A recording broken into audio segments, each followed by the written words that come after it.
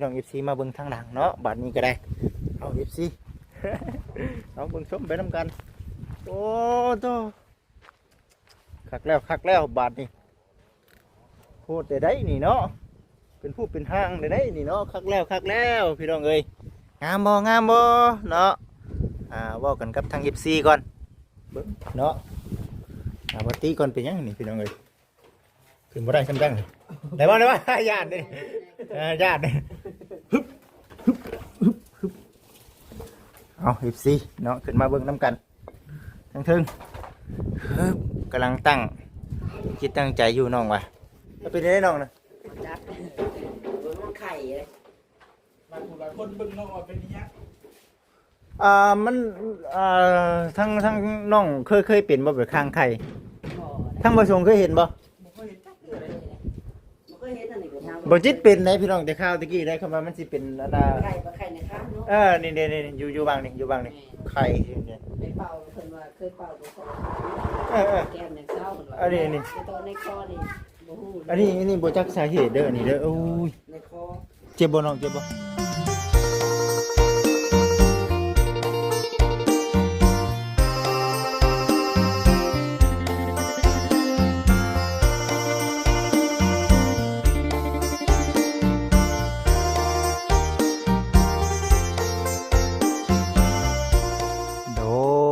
โดยกับทักทายสบายดีเด้อพ่อแม่พี่น้อง FC เบิดทุกคู่สู่คนทางฝั่งลาวฝั่งไทยทางต่างประเทศเด้อพี่น้องเด้อเนาะพบพ่อกับบ่จิตอุทุมพรคือเก่าอีกแล้วเนาะ มื้อนี้วันนี้เนาะทางบ่จิตเองพาพ่อแม่พี่น้อง FC พี่และเนาะมาทางบ้านน้องๆเพิ่นก็คือทางบ้านหมู่บ้านเนาะลูกหลานสร้างแก้วพี่น้องเอ้ย หรือว่าเนาะบ้านน้องใช้ละน้องถวยทองน้องดาวน้องจ้อยน้องไม้เนาะ4-5หลังนี่เนาะด่วนแต่ทางผู้หลักผู้ใหญ่เพิ่นเฮ็ดให้พี่น้องเอ้ยแล้วก็สร้างพุทธเนาะเอ้ยค่ำก็มีคือกันแต่ว่าเพิ่นยังมีแต่เสาอันนั้นก็ได้เพิ่นยังบ่ทันได้มีงบมาเทื่อเนาะก็มามีก็สิเข้ามาหาเพิ่นเรื่อยๆคือกันทางนั้นก็ได้เนาะก็พอดีว่ามื้อนี้เนาะ FC เนาะทางบุจิตเองก็สิได้เข้ามาหาน้องเพิ่นอีกเทื่อสิแจงบอกข่าวดีน้องเพิ่นอีกเทื่อเนาะในเรื่องของทางบ้านน้องถ้วยทองเนาะนี่แหละพี่น้องเอ้ยจังได๋ก็สิไปถามไทยบางเพิ่นว่าเป็นจังไดเนาะกะว่าพอบ่หรือว่าจังไดอุปกรณ์ต่างๆพอดีว่าทางทำแม่เพิ่นฝากเงินมาให้กับบุจิตนี่เป็นสะพานบุญให้เหมาะหมายงานนี้ให้ทางบุจิตเองรับหน้าที่เนาะแต่ว่าพอมาฮอดแหละบุจิตเองไปห้านเนาะ ผิดหวังพี่น้องเอ้ยเนาะมาหาน้องไส้ล่ะละเมอนี่ถือว่าผิดหวังแน่เพราะว่าหนึ่งมากับทางร้านเพิ่นปิดเอาเป็นมือใหม่เบอร์ชันพี่น้องเอ้ยบ่ได้เอามาซับมานี่ก็ได้ บ้านน้องถวยทองเนาะบ้านน้องแซลามีแต่ว่าไปเบิ่งไปชมน้องๆเพิ่นเฮ็ดเวียกนี่แหละสันเนาะจังไดก็ได้และมื้ออื่นจังว่ากันพี่น้องเอ้ยมื้ออื่นเฮาก็มาหาน้องเพิ่นคือเก่าเส้นเคยเส้นเดิมมาอีกวันนี้บัดก้อนบล็อกบัดเบิดแล้วพี่น้องเอ้ยเนาะ เบิดแล้วเนาะก้อนบล็อกก็ได้โอ้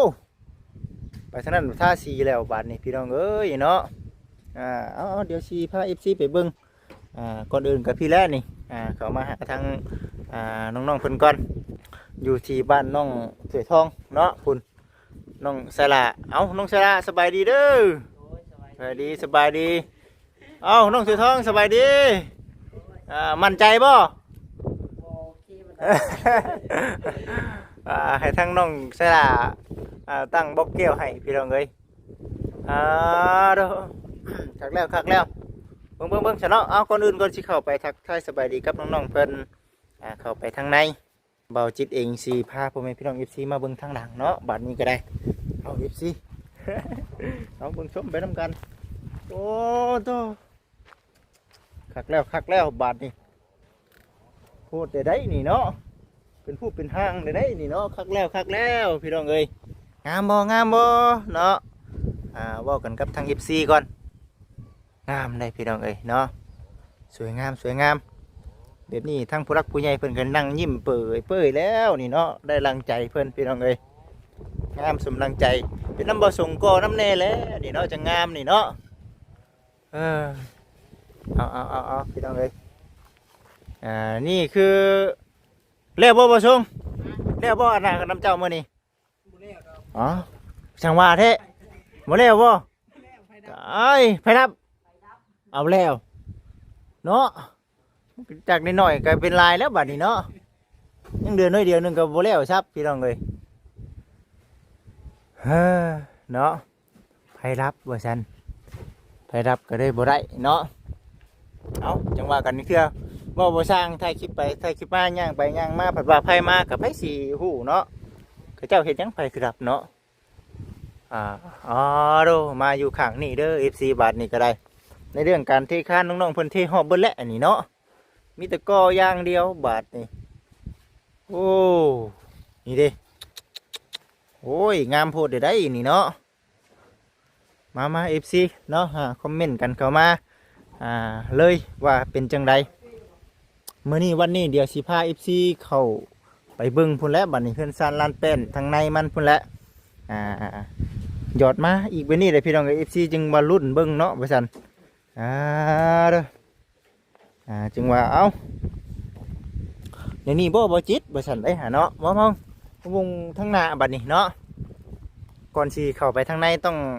เลาะเบิ่งทางด้านข้างด้านหน้าด้านหลังก่อนได้เนาะนี่โอ้คักพี่น้องเอ้ยเนาะตื่นเต้นเองบ่จิตเนาะถือว่างามเนาะ FC งามหลายเอาหมดเท่านี้แหละเนาะชุดสีมือแหละพี่น้องเอ้ยบัดนี้ก็ได้ไปสายเดียวสิเข้าไปหาทั้งน้องๆเพิ่นบัดนี้เนาะนี่เด้ FC ทุกท่านสวยสดงดงามหมดเท่านี้เนาะใส่มาเปรียบบ่ได้แล้วพี่น้องเอ้ยนี่แหละคือสิ่งที่ผู้รักผู้ใหญ่เพิ่นเฮ็ดให้เนาะสีไม้ลายมืออุปกรณ์ต่างๆเครื่องคองมันครบมันมีมันพร้อมแล้วมันยังก็งามเนาะอยากได้งามแต่ว่าเฮ็ดเป็นงบประหยัดนี่มันก็บ่งามคือเขาเนาะอันนี้บัดอยากได้งามบัดเครื่องคองบัดครบบัดนี้มันโอเคว่าซั่นเนาะคือว่านั่นโดดน่ะบอกแก้วเขายังเดือใช้อันนี้ยังเดือ1 2 3 4 5 7ไปเนาะเห็นบ่โมเมนต์เนาะโอ้7เนาะ5 7โอ้เนาะโอ้บ่ธรรมดาสวยงามคักแล้วเบิ่งเนาะบ่ตีก่อนเป็นยังนี่พี่น้องเอ้ยขึ้นบ่ได้ซ้ำจังได้บ่ญาติดิญาติดิฮึบเอา14เนาะขึ้นมาเบิ่งน้ำกันทั้งทึ่งกำลังตั้งจิตตั้งใจอยู่น้องว่ะเฮ็ดตาใครเนี่ยแหละไปเฮ็ดท่าได้เนาะบ่ใช่เป็นตาอยู่บ่ใช่บ่ตอนน่ะบ่ได้ใช่มันเจ็บบ่ได้ใช่โอ้ยเนาะขาดสิเจ็บมือตาบ่ได้เด้อใครในระบัดนี้เนาะก็ลุกมื้อนี้ละดีแล้วเอา14บัดนี้ก็ได้เนาะพุ่นเบิดแล้วบัดนี้มันก็เบิดทางแล้วบัดนี้ไฟฟ้ารับเนาะยังบ่มาอยู่รับจะถึงได้เนาะยังบ่มาเนาะ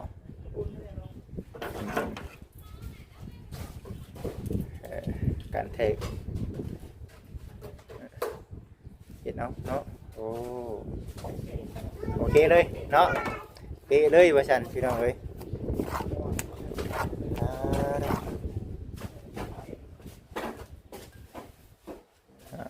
ให้สั่งแก้วดิต้องพอบ่แม่นคาเบียกจะไปยังไงล่ะคาเบียกเพิ่นบ่ฮึบเบิดตัวนี้แล้วพี่น้องเอ้ยเบิ่งเนาะนี่งามแล้วเบิ่งไปน้ำกันอายุเป็นแล้วมันขอบมือตั้งได้โอ้ยแนวมันเลยเนาะบัด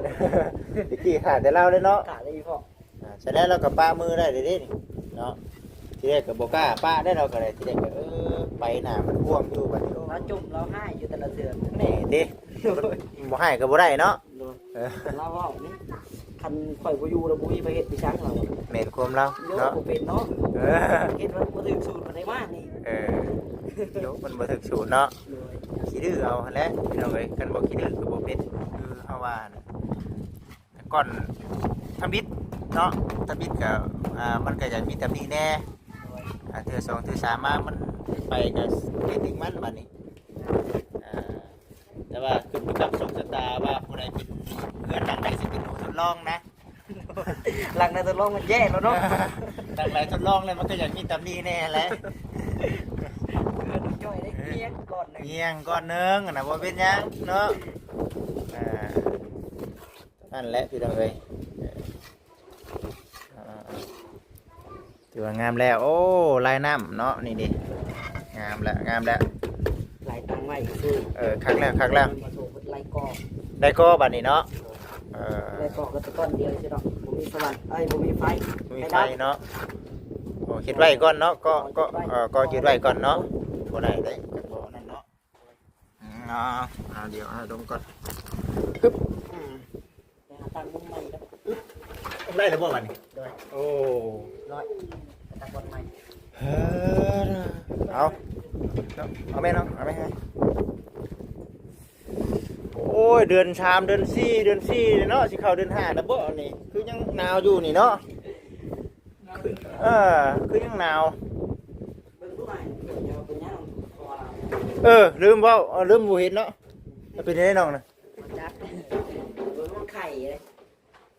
หลายคนเบิ่งน้องออกเป็นเนี้ย มันทั้งน้องเคยเป็นบ่แบบข้างไข่ บ่ ทั้งบ่ทรงเคยเห็นบ่ บ่เคยเห็นจัก เกิดอะไรเลยบ่เคยเห็นอันนี้ก็ทาง บ่จิตเป็นได้พี่น้องแต่ข้าวตะกี้ได้คำว่ามันสิเป็นอันน่ะ ไข่ในข้างเนาะ นี่อยู่บางนี่ไข่เนี่ย ในเป่าเพิ่นว่าเคยเป่าตัวของ แก้มยังเศร้าเหมือนว่า อันนี้ ในตัวในคอนี่บ่ฮู้ อันนี้บ่จักสาเหตุเด้ออันนี้เด้อโอ้ย ในคอ เจ็บบ่น้องเจ็บบ่ บ่ตาบ่ เจ็บบ่เจ็บ คัด บ่เจ็บเท่าแต่แบบ เวลาตีมันเจ็บจุด ถ้าจับเลย บ่เจ็บปานใดดอก มันคือโน บ่ บ่แม่นฝีบ่เนาะ บ่แม่นดอก มันบ่ได้มีหัวเนาะ บ่ แต่ว่ายังบ่ได้ประกวดเด้ ยัง มันคือเป็นในนี่เนาะคือแปลกๆแท้นี่พี่น้องเอ้ยโนเด้นี่เด้มันคือเป็นในนี่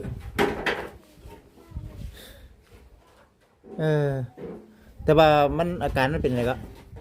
ก็ธรรมดาเลยมันบ่ได้เจ็บ บ่ได้เจ็บ ด้วย ก่อนสิเป็นเด้มันรู้สึกในใด จะคัดคอแล้วก็ตื่นแต่ว่าก็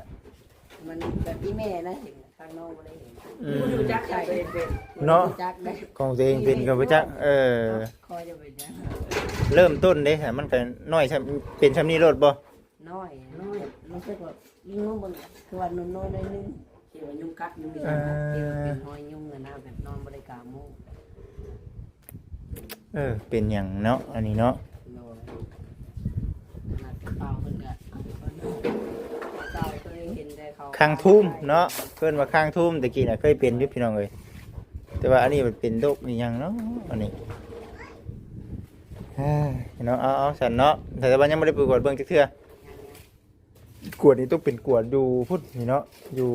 ห้องหมอหรือว่าคลินิกพุ่นกวดอยู่แต่มันน่ะตามมันน่ะยังก็สุขศาลาเฮานี่มันบ่ได้ดอกเขาเจ้าบ่จักดอกมันบ่มีเครื่องเลยมีหยังล่ะบาดนี้ ไม่จักเลย ดิ่งเอ้า สังเกต ดิ่งให้เองบาดนี้โอ้ยเนาะ โกนเลยโกนอีบ่ ดิ่งให้เองบาดนี้เนาะเอา FC บาดนี้ก็ได้เนาะปะโตก็คักแล้วบาดนี้เอ้าจังไดก็ประมาณนั้นบ่ให้มันเป็นอย่างไรเนาะเอาซะเนาะเดี๋ยวจังว่ากันอีกเทื่อพี่น้องเอ้ยรอพังเบิ่งอาการมันก่อนซะเนาะ ถ้าเพิ่นไปเป่าก่อน แต่ว่าไปเป่าแล้วเนาะ ไปเป่าหาแต่2มื้อ โดยเอาน้องเอ้ยไปเลาะห้องเลาะเฮือนน้ำบาดนี่เนาะอยู่ในโซนนี้เด้อจะเป็นห้องอีกห้องหนึงเนาะ FC ก็สีประมาณนี้แหละ ทานไปแล้ว ตัวนี้ก็เทไปแล้วเนาะ ไป2คันนี่สิ เออ คือ นก็ยังเป่าหนึง ตัวนี้เนาะตัวนี้ก็ยังสิเทอยู่นี่เนาะ โอ้ยเท แต่ว่าเฮาใส่บ่แก้วบ่เนาะ หนาที่ น่าสิใช้เนาะน่าสิใช้ หายใส่วงนี้กับตัวนั้น อืม สองวงนี้บ่ได้ใส่เลย ตัวนี้ตรวจเลย โอ้ย เนาะ ไปเลย ตัวนี้ก็จวดคือกันเลยตัวนี้เนาะนี่เด้พ่อแม่พี่น้อง FC ทุกท่านสีประมาณนี้แหละใส่ยังอีกห้องนี้บัดนี้เนาะมาเบิ่งก่อนเอามาเบิ่งน้ำกันโอ้ธรรมดา แล้ว ตีกระเทคานมาแล้ว โดยถ้าได้ติดบ่แก้วแล้วก็พอกันเลย แต่ว่าตัวนี้บริติดเนาะตัวนี้เนาะ ตัวนี้บ่ได้ติด โชว์นี่บริติดแต่ว่าตัวนี้มันติดตัวนี้มันติดเนาะเอาสนเนาะนี่แหละ FC ทุกท่านผู้หลักผู้ใหญ่เพิ่นเบิ่งอยู่เนาะแล้วก็โซนนี้บัดนี้เนาะนี่เด้ออกมาเพื่อนครัวอยู่ในลักษณะแบบนี้เนาะนี่เด้ตัวนี่คือมุมด้านนอกของเพื่อนน้องสวยทองเพิ่นเดี๋ยวก็ปูนบ่ ปูนยังสอง ยังสอบเดียวที่เฮ็ดหยังบัดนี้ ขนาดเล็กก็ยังไปเอาเล็กอ้ายแล้วมา อันนี้ได้เด็กกับพ่อบ่นะ โดยไปเอาเล็ก30มา บัดนี้เอาเด็กของน้องสลามาแล้ว เอาคืนว่าบ่เป็นหยังเนาะบ่เป็นหยังเอาคืนเอาคืนบ่เนาะ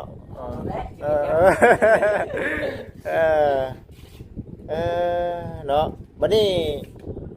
เด็กน้องสมมุติว่าน้องเอามาแล้วมันพอบ่บัดเอามา3เซนน่ะยังบ่ เอาสิใส่เล็กโนดก่อนน้ำได้ดอก โดยเอาสังแก้วสบายดีโดยังประมาณจักเซนแท้ครับว่ามันบ่พอนี่เอา ต้องขางทั้ง บ่สังแก้วครับว่าเด็กเซนบ่พอบ่กะเบิ่งได้ให้ไล่ให้เบิ่งดูฮะมันบ่พอจักเซนมันจำเป็นต้องได้ใช้เลยแหละเนาะ ตัดสินก่อนนี่ที่โค ทางตรงนี้ทั้ง โอ้อันนี้บ่เอาลองไล่เบิ่งสังแก้วลองไล่เบิ่ง เดี๋ยวพี่ต้องดูห้องประมาณ60ตัว 6บ่6เซน เดินขึ้นลาเอามาถึง30ตัว เอามาเดือน เอาเทคานตัว เนาะเอาจังหวะกันพอดีเด็กเซน6 7 8 9เนาะคันเอากันเนาะ9เซนหมดบ่ตัวอีกบันโอเคบ่ผ่านอยู่บ่ติคืออยู่ได้ล่ะ ก็จะเล่นที่ก็สิแข่งกัน นี้นะเปิดได้ก่อน โดย เป็นคือคาอยู่ คาตอนนั้นเด้ เจาะดิ เจ้าตอนนี้ ไฟมาเราทงแล้วก่อนเปิดขึ้น มาเด้ไผมาเด้อ จะอะไรตามโบแก้วเลย มาแล้วหานเห็นบ่เนาะแล้วแท้ๆซั่น ก็เลยมาแล้ว ให้เอาทงแล้วก่อนให้มาเลยไฟมาแล้ว แม่นเอาบัดนี้ก็ถือว่าบกเฮาบัดนี้มันเบิดเนาะแม่นบ่ โดย ยังประมาณจักก้อน บริณับเลย บ่แม่นอันน่ะกะว่าประมาณจักก้อนคันเอามา 300 500เนาะอยู่ใน500ก็น่าจะพออยู่เนาะยังบ่ทันไปเอาของน้องชนะล่ะว่ายังเนาะตัวนี้เนาะสิมาเอา6ก่อนเนาะเอา6ก่อนก็ได้ซะแก่แล้วก่อนเพื่อกันไดนำนี่ ร้อยก็ได้ 6เนาะ คันใดขึ้นว่าจะเอาเท่านี้ นั่นก็ได้โซนนี่แหละเพราะว่าในอนาคตเขาสิได้มุงออกไปเนาะนี่แหละเอามันก็บ่คือกันคักปัจจุบันแล้วเนาะใช่คือกันเบิดจังหน่อยลงเฮือนเนาะจังหน่อยนี่คัดกันแน่เห็นว่าก็ได้สิเอาเอาคือกันเบิดก็บ่คือเด้เนาะนี่เด้พี่น้องบอกจังได๋เท่านี้เนาะบ่พอแล้วว่าสิเอามาให้อยู่มื้อนี้น่ะพอดีว่าทางแม่เพิ่นผ่าเงินมาแล้วแต่ว่าทางร้านเพิ่นปิดน้องเอ้ยผู้ใดพังเบิ่งมื้ออื่นเนาะมื้ออื่นน่ะสิเอามาให้ได้อยู่มื้ออื่นก็เลยว่าเอามาบ่ได้เสื้อผ้าบ่ได้เสื้อผ้าหยังบ่อยู่ มีแต่ว่าเอาแบบนี้แหละว่าซั่นพอดีว่าทางแม่เพิ่น เมืองก็ที่ขึ้นในน้องไม้ก่อน ได้อยู่กันอยู่แล้ว ที่ขึ้นน้องไม้คือว่าเพิ่นให้ช่วย ให้ช่วยเทเนาะมันจังได้ไว้เนาะ ช่วยเทแล้วพอ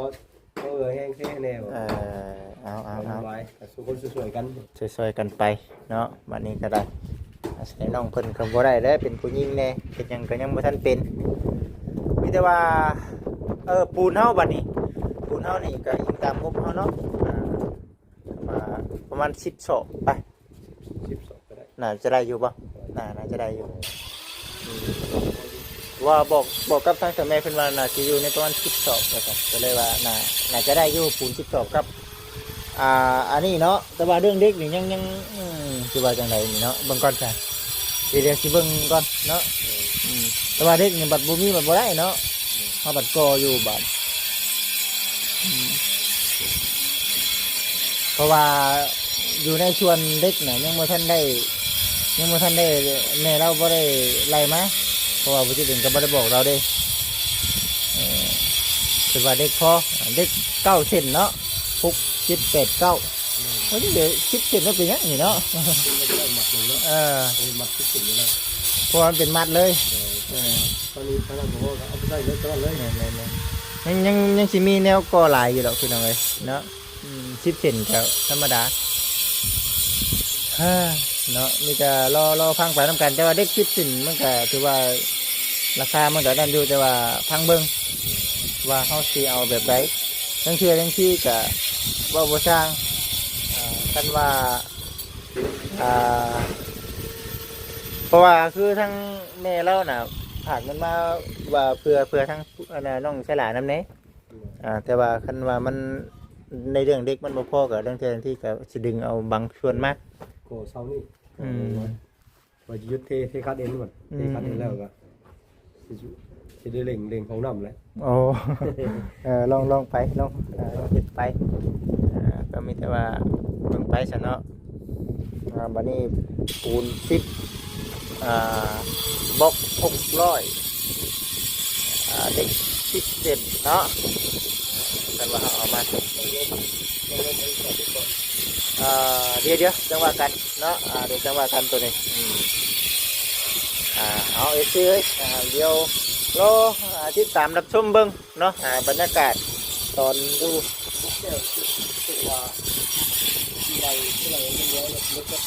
บ่ได้ให้มันเรือบ่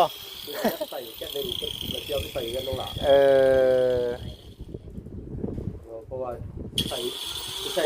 อันละ3 เรื่องที่เราใช้นี่ใส่กันตู้ตัวการเข่าในตู้ผมเรียนใส่3มั้ยใส่ที่มั้ย เซลฟี่เด้นี่เนาะไม่ว่าใส่3บ่ได้เด้นี่เห็นที่แล้วเนาะ ใส่เนื้อแค่นึงเลยใส่แค่ตรงหลัง มันก็งามอยู่4ก็งามคือกันมันบ่ได้น้อยบ่ได้หลายเกินไปเนาะธรรมดาอยู่โอเคอยู่เอาสัน FC มีแต่ว่ารอเบิ่งรอชมไปนํกันเนาะว่าสิเป็นจังใดสำหรับเรื่องเฮือนซานนั่นเป็นของทางน้องสวยทองตอนนี้ปัจจุบันนี้ก็ถือว่าเครื่องอุปกรณ์บ่พอแต่ว่าในเรื่องเด็กนี่เดี๋ยวบ่จิตเองสิบริหารเบิ่งเด้อเนาะไล่เบิ่งราคาว่ามันสิสามารถเอามาได้อยู่บ่หรือว่าควรตัดส่วนใดออกไปเนาะจึงสามารถเอาเด็กมาได้แต่ว่าเอาเด็กมาแล้วมันต้องมีแหละบางส่วนที่ว่าเฮาเอามาบ่ได้เนาะอันนี้ก็รอลุ้นรอชมไปนํกันเด้อพ่อแม่พี่น้องเด้อโอเคพี่น้องเอ้ยสบายดีพี่น้องเอ้ย